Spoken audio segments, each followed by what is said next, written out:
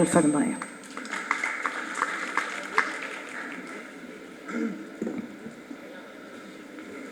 बिस्मिल्लाहिर्रहमानिर्रहीम।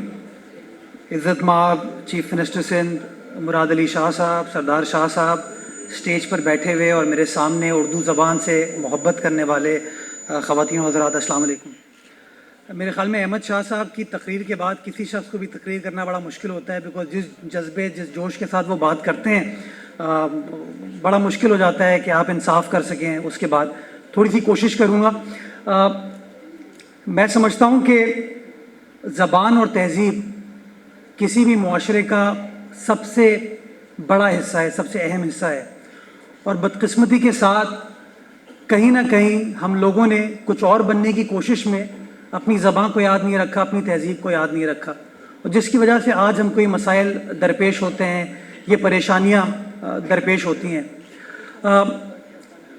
मैं ये समझता हूँ कि ये इस तरह की जो महफ़िल है, ये एक बार फिर जो हमारा बड़ा सुनहरा खूबसूरत माजी है ज़बान के हवाले से, अपने मुआशरे के हवाले से, उसको उजागर कर सकती है और लोगों को, हमारी आने वाली नस्लों को ज़बान की इम्पोर्टेंस बता सकती है। क्योंकि मैं समझता हूँ जो कौमें अपनी ज़बान को फ़ख्रिया सोच नहीं पाते, समझ नहीं पाते, उसको बयान नहीं कर पाते, कुछ और बनने की कोशिश करते हैं, वो कुछ नहीं बन पाते। और बदकिस्मती के साथ इस वक्त पाकिस्तान में हम लोगों ने अंग्रेज़ी बोलने की कोशिश में और चीज़ों को समझने की कोशिश में हम कुछ और बन गए। नाम को अब उर्दू आती है, न अंग्रेज़ी आती है। तो मैं समझता हूँ ये जो आज इस तरह की महफ़िल है, ये इनकरेज करेगी, लोगों को तक़वियत देगी कि हम अपना जो माजी का कल्चर है उसको ढूंढ सकें, उसको समझ सकें।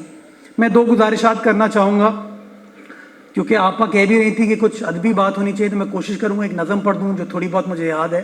बट उससे पहले मैं एक सिर्फ गुजारिश करना चाहूँगा कि जब मैं प्रोफेशनल लाइफ में मैंने कदम रखा तो तब तक मुझे उर्दू ज़बान की इम्पोर्टेंस का अंदाज़ा नहीं था।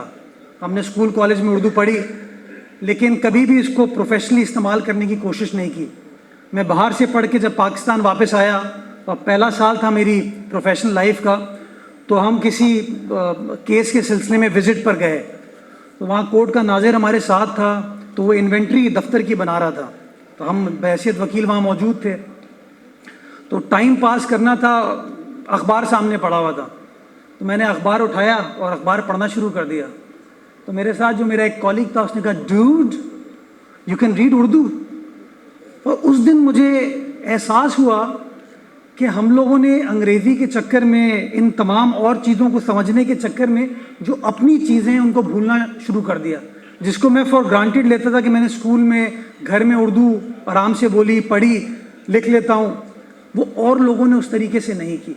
और मैं समझता हूँ कहीं ना कहीं इस तरह के जो इवेंट्स हैं जिसमें अब ग्लैमर आ गया है, उस ग्लैमर को इस्तेमाल करते हुए हम लोगों को एक बार फिर इस तरफ राग़िब कर सकते हैं। सर, आपकी इजाज़त से मैं एक नज़म पढ़ देता हूँ ताकि कल को लगे कि सियासतदान भी आदाब की बात करते हैं। मैं नज़म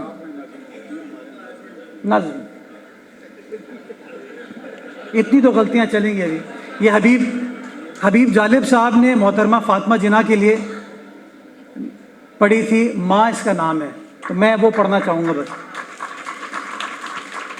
और दिसंबर का महीना है, मोहतरमा बेनज़ीर भुट्टो की शहादत का महीना है, तो मैं उसको उसके साथ लिंक भी करना चाहूँगा।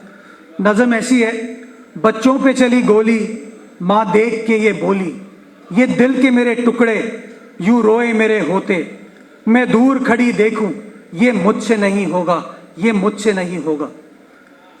मैं दूर खड़ी देखूँ और अहले सितम खेलें खून से मेरे बच्चों के, दिन रात यहाँ होली, बच्चों पे चली गोली, बच्चों पे चली गोली, माँ देख के ये बोली।